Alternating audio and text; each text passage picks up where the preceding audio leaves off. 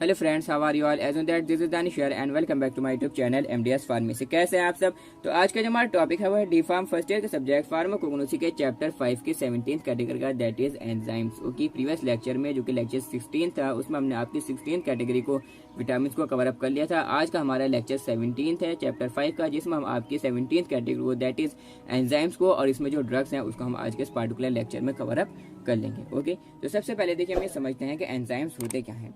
Enzymes में अगर आपको सिंपल लैंग्वेज में बताऊं तो ऐसे सब्सटेंस होते हैं या ऐसे सब्सटेंस होते हैं जो कि रेट ऑफ रिएक्शन को बढ़ा देती हैं, यानी कि हमारी बॉडी में जितनी भी केमिकल रिएक्शंस हो रही हैं उन केमिकल रिएक्शंस के रेट को बढ़ा देती हैं, उनकी स्पीड को अप कर देती हैं, ठीक है, इंक्रीज कर देते हैं। Enzymes are biological catalyst produce by living organism. क्या है? बायोलॉजिकल कैटलिस्ट हैं। कैटलिस्ट कैसे कहते हैं? कैटलिस्ट उसे कहते हैं जो कि रिएक्शन के रेट को बढ़ा दे, ठीक है, जो कि रिएक्शन के रेट को बढ़ा दे। तो ये क्या कर देते हैं एंजाइम्स? ये रेट ऑफ रिएक्शन को बढ़ा देते हैं। Okay, produce by living organism. और कहाँ से प्रोड्यूस होते हैं एंजाइम्स? लिविंग ऑर्गेनिज्म से प्रोड्यूस होते हैं। They accelerate biochemical process without themself use up in the reaction. ठीक है, क्या है कि ये एक्सेलरेट कर देते हैं बायोकेमिकल प्रोसेस को, जो हमारे बॉडी में बायोकेमिकल रिएक्शंस हो रही हैं, बायोकेमिकल प्रोसेस हैं, मेटाबॉलिज्म, ठीक है, उसको क्या कर देते हैं? एक्सेलरेट कर देते हैं, बूस्ट अप कर देते हैं, ठीक है, विदाउट देमसेल्फ, बिना उसमें क्या हुए एक तरीके से कंज्यूम हुए, यानी कि अपने आप में इनमें कोई चेंज नहीं होता, बिना अपने आप में कोई चेंज हुए ये क्या करते हैं? रेट ऑफ रिएक्शन को इंक्रीज कर देते हैं, use up in reaction. Okay, they are proteins in nature. कैसे हैं? प्रोटीनस हैं नेचर में, प्रोटीन के बने हुए होते हैं एंजाइम्स, एंड वाटर सॉल्युबल, और वाटर सॉल्युबल होते हैं, यानी कि पानी में ये घुल जाते हैं। Okay, and active at optimum temperature only 35 to 40 degree Celsius. ठीक है, ऑप्टिमम टेम्परेचर पर 35 से 40 डिग्री सेल्सियस पर ये एक्टिव रहते हैं, काम करते हैं। Okay, their activity is reduced as at extreme temperature and extreme pH. और इनकी जो एक्टिविटी है वो रिड्यूस हो जाती है, घट जाती है एक्सट्रीम टेम्परेचर पर, यानी कि अगर टेम्परेचर ज़्यादा होगा या पीएच ज़्यादा होगा, हाई होगा, तो इनकी एक्टिविटी घट जाती है। ओके, अब इसमें कुछ ड्रग्स हैं। इसमें जो आपकी सबसे फर्स्ट वाली ड्रग है वो है पपाया, दैट इज पपीता। ओके, तो इसका जो बायोलॉजिकल सोर्स है क्या है? Papaya consist of the fresh fruits, जाहिर सी बात है फली होता है पपीता, ऑफ किस प्लांट का? कैरिका पपाया लिन। ठीक है, ये क्या है? इसका बायोलॉजिकल नेम है या बॉटनिकल नेम हम कह सकते हैं। ठीक है, बिलोंगिंग टू द फैमिली, और जो फैमिली है पपाया की वो क्या है? कैरिकेसी, कैरिकेसी की फैमिली है। केमिकल कॉन्स्टिट्यूएंट्स में कौन कौन से प्रेजेंट होती है? सबसे ज्यादा जो इंपॉर्टेंट इसमें केमिकल कॉन्स्टिट्यूएंट प्रेजेंट होता है वो होता है papain. Okay, the active and most important constituent is papain. जो एक्टिव और सबसे ज्यादा इंपॉर्टेंट कॉन्स्टिट्यूएंट है पपाया में, पपीता में, वो क्या है? पपीन है। Okay, which is a mixture of several proteolytic enzyme, जो कि एक मिक्सचर है, एक कॉम्बिनेशन है, मिक्सचर है सेवरल प्रोटियोलाइटिक एंजाइम्स का। अभी प्रोटियोलाइटिक एंजाइम्स क्या होते हैं? ये ऐसे एंजाइम्स होते हैं जो कि कन्वर्ट कर देते हैं प्रोटीन्स को प्रोटियोसिस में, ठीक है, प्रोटीन्स को पॉलीपेप्टाइड्स में कन्वर्ट कर देते हैं। ठीक है, जब डाइजेशन में आप ह्यूमन एनाटॉमी एंड फिजियोलॉजी में पढ़ेंगे तो वहाँ पर आपको ये क्लियर हो जाएगा। ओके, यहाँ पर ये लिखा हुआ भी है, which convert protein into polypeptides. Proteolytic enzymes वो एंजाइम्स होते हैं जो कि कन्वर्ट कर देते हैं प्रोटीन को पॉलीपेप्टाइड्स में। ओके, सच एज, जैसे कि peptidase, rennin, like enzyme. Okay, and an enzyme having a feedable activity on fats, और वो एंजाइम जिनके पास फीडेबल एक्टिविटी होती है फैट्स पर, ठीक है, यानी कि फैट्स को फीडेबल फीड करने के लिए जो एक्टिविटी होती है। ओके, अब इसमें जो थेरेपेटिक एफिकेसी यानी कि इसका यूज क्या है पपाया का, पपीता का, तो भाई काफी ज्यादा इसके यूजेस हैं।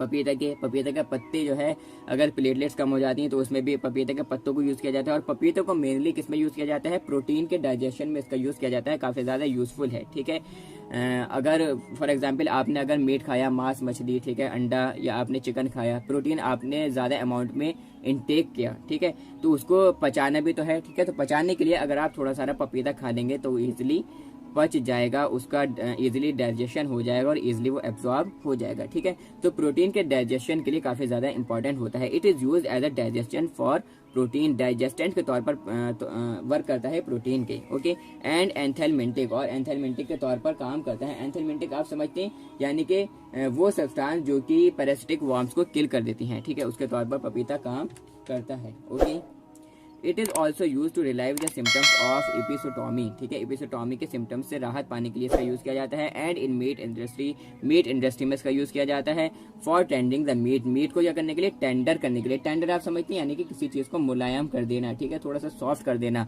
मीट को, गोश्त को, मांस को अगर थोड़ा सा सॉफ्ट कर दिया जाएगा तो वो इजिली खाने में क्या होगा, आसान होगा, ठीक है, चबाने में भी आसानी होगी, उसके डाइजेशन में भी आसानी होगी। तो मीट इंडस्ट्री में इसका यूज़ किया जाता है गोश्त को, मीट को, मांस को, ठीक है, क्या करने के लिए, टेंडर करने के लिए, थोड़ा सा सॉफ्ट करने के लिए, मुलायम करने के लिए, ताकि वो ईजिली खाया जा सके, ठीक है, उसका डाइजेशन एब्जॉर्प्शन प्रॉपरली हो सके।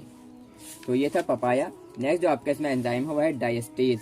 ओके, डायस्टेज इसका जो बायोलॉजिकल सोर्स है क्या है, it is one of the अमाइलोलाइटिक enzyme present in saliva, ठीक है, ये एक अमाइलोलाइटिक एंजाइम है जो कि सलाइवा में प्रेजेंट होता है, यानी कि लार में, थ्रोट में प्रेजेंट होता है, दैट इज सलाइवरी डायस्टेज और टाइलिन, ठीक है, जिसको हम सलाइवरी डायस्टेज या टाइलिन कह सकते हैं, ठीक है, एंड पेनक्रिएटिक डायस्टेज और पेनक्रिएटिक डायटेज या एमाइलोलॉप्सिन जो कि पाया जाता है।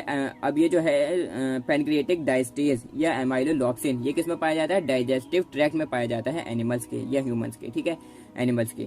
It is formed during formation और जर्मिनेशन ऑफ हॉर्डियम वुल्गेरलिन, ये किससे बनता है, जब जर्मिनेशन होता है हॉर्डियम वुल्गेरलिन जो एक प्लांट है, ठीक है, उसके फॉर्मेशन के दौरान या उसके जर्मिनेशन के दौरान ये एंजाइम प्रोड्यूस होता है। Okay, belonging to the family, इसकी जो फैमिली है वो क्या है, ग्रैमिनी, ग्रैमिनीज की फैमिली है। जिन स्टूडेंट्स ने नोट्स बाय कर लिए हैं अब तक, ठीक है, वो स्टूडेंट्स यहाँ पर लिख लें, ये यहाँ पर लिखा हुआ नहीं था इसकी फैमिली, ठीक है, आप लिख लीजिए इसकी फैमिली ग्रैमिनी है, डायस्टेज की। ओके, केमिकल कॉन्स्टेंट्स में कौन कौन से प्रेजेंट है, diastase is a general term for enzymes that hydrolyse starch and glycogen. Diastase क्या है, जनरल टर्म है एंजाइम्स के लिए जो कि हाइड्रोलाइज कर देती है स्टार्च को और ग्लाइकोजन को, ठीक है। Enzymes of diastase complex are, जो डायस्टेज एंजाइम्स हैं डायस्टेज कॉम्प्लेक्स के वो कौन कौन से हैं, alpha amylase, beta amylase, limit dextrinase, alpha glycosidase and phosphorylase. Okay, ये क्या है, इसके कुछ केमिकल कॉन्स्टिट्यूएंट्स हैं। ओके, अब इसके आती है थेरेपेटिक एफिकेसी, यानी कि इसका यूज क्या है। तो diastase help in the digestion of starch, starch के डाइजेशन में काफ़ी ज़्यादा यूजफुल है, ठीक है, स्टार्च के डाइजेशन में काफ़ी ज़्यादा यूजफुल है, यानी कि तोड़ देता है कार्बोहाइड्रेट को छोटे छोटे पार्टिकल्स में, छोटे छोटे मॉलिक्यूल्स में, हम कह सकते हैं शुगर्स में तोड़ देता है। Okay, diastase use in the treatment of indigestion, indigestion आप समझते हैं, यानी कि एक तरीके से हम कह सकते हैं बदहजमी, ठीक है, बदहजमी, खट्टी डकारें आना, ठीक है, उसके ट्रीटमेंट में इसका यूज किया जाता है। एंड पैनक्रिएटाइटिस, पैनक्रिएटाइटिस के ट्रीटमेंट में इसका यूज किया जाता है। पैनक्रिएटाइटिस एक डिजीज है that is swelling of pancreas, ठीक है, पैनक्रियाज पर स्वेलिंग हो जाती है, सूजन आ जाती है, ठीक है, उसको हम बोलते हैं पैनक्रिएटाइटिस। तो इसके ट्रीटमेंट में इसका यूज किया जाता है। Diastase is a digestive enzyme, क्या है, डाइजेस्टिव एंजाइम है। It helps in the breakdown of carbohydrates and transforms it into sugar, ठीक है, ये क्या करता है, ब्रेक डाउन करता है कार्बोहाइड्रेट्स का, यानी कि कार्बोहाइड्रेट को तोड़ देता है छोटे छोटे टुकड़ों में, हम कह सकते हैं शुगर्स में, ग्लूकोज में, फ्रक्टोज में ये तोड़ देता है, ठीक है। जैसे कि यहाँ पर सबसे पहले लिखा हुआ था कि हेल्प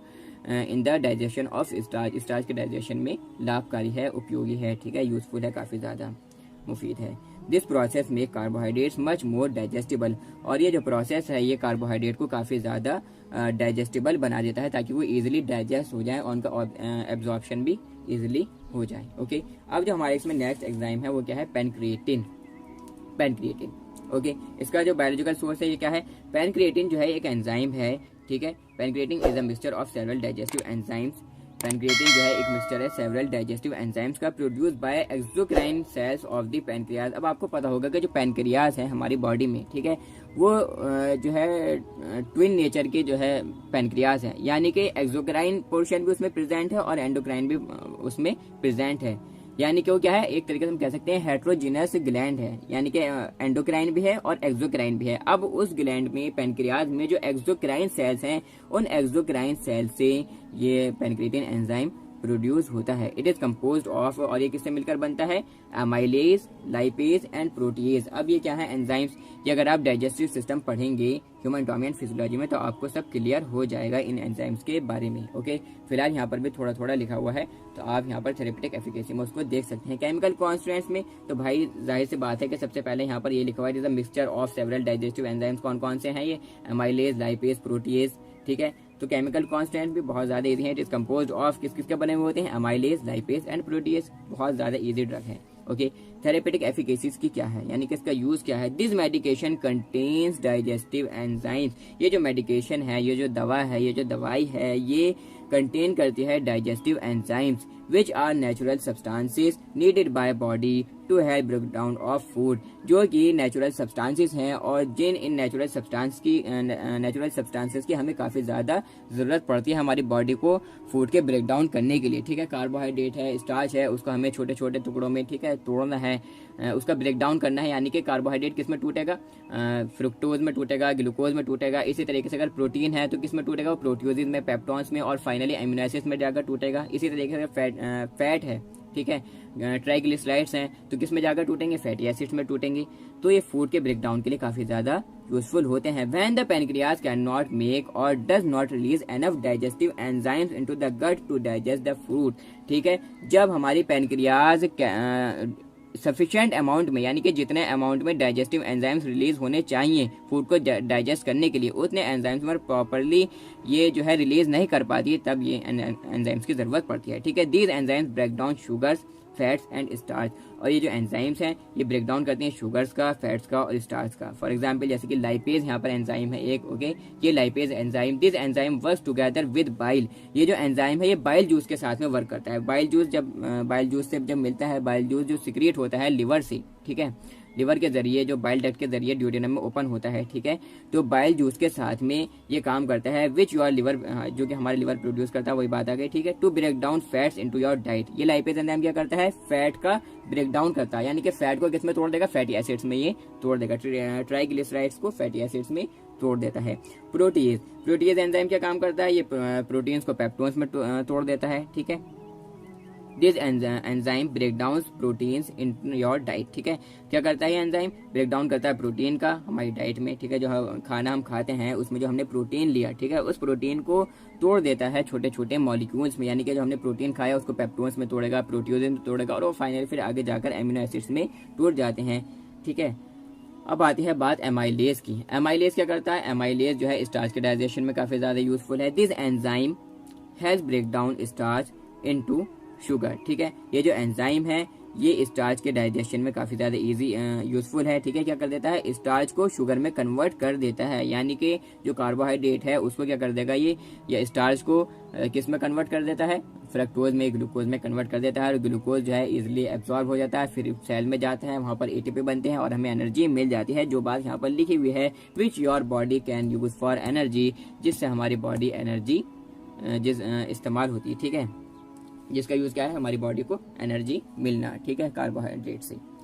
तो ये था पैनक्रिएटिन। नेक्स्ट जो हमारे इसमें एंजाइम है वो है ईस्ट, ठीक है, ईस्ट आपने देखा होगा शायद ये समोसों में भी डलता है, ठीक है, या शायद कुछ आटा वगैरह जो गूंदते हैं डो वगैरह में उसमें भी शायद ये डलता है, ठीक है। तो बायोलॉजिकल सोर्स इसका क्या है, इट कंसिस्ट ऑफ यूनिसेलुलर यानी कि single cell fungal organisms obtain from saccharomyces cerevisiae. Saccharomyces cerevisiae जो यूनिसेलुलर फंगल ऑर्गेनिज्म है उससे हमें ऑब्टेन होता है, belonging to the family, family इसकी क्या है, सैक्रोमाइसिटेसी इसकी फैमिली है, ठीक है। केमिकल कॉन्स्टिट्यूएंट्स इसमें कौन कौन से प्रेजेंट हैं, the east contains about 75% of moisture, ठीक है, जो ईस्ट है वो कंटेन करता है लगभग 75% मॉइस्चर, ठीक है, 13% proteins and 0.27% oil. It is an important source of vitamin B complex, vitamin B complex का इंपॉर्टेंट सोर्स है। विटामिन बी कॉम्प्लेक्स की बात है यानी कि इसमें सारे के सारे विटामिन भी आ जाएंगे, vitamin B1, vitamin B2, B3, ठीक है, vitamin B7, vitamin B12, vitamin B9, ठीक है, तो ये सारे के सारे इसमें आ जाएंगे vitamin B complex. It also contain some important enzymes, और ये कुछ इंपॉर्टेंट एंजाइम्स भी कंटेन करता है, लाइक जैसे कि जाइमेज है, इन्वर्टेज है, माल्टेज है, डाइस्टेज है एंड एनोट्रिप्टेज है, ठीक है, एक्सेट्रा।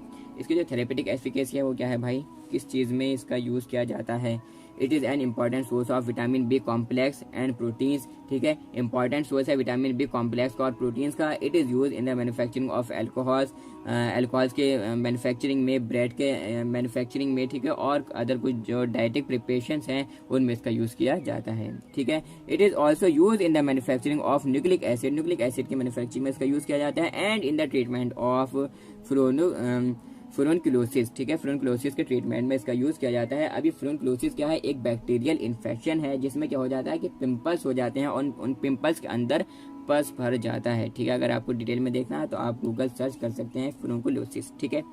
ट्यूबरकुलोसिस। ठीक, तो आज के लिए बस नहीं, आज का हमारा लेक्चर 17 था। नेक्स्ट जो हमारे लेक्चर होगा लेक्चर 18, उसमें हम आपकी 18th ड्रग को दैट इज फार्मास्यूटिकल एड्स को कवर अप कर लेंगे। सो आज के लिए बस इतना ही। Thanks for listening carefully, that's all.